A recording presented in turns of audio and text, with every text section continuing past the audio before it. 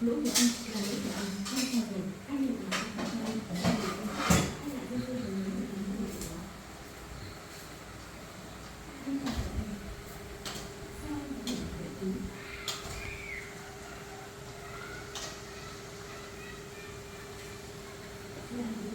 prăng nó mà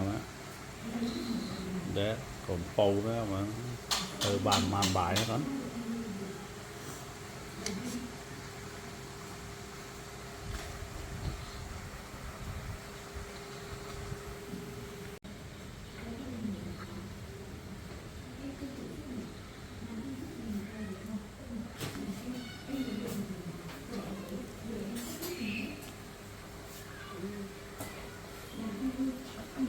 ngày bàn hộp ấy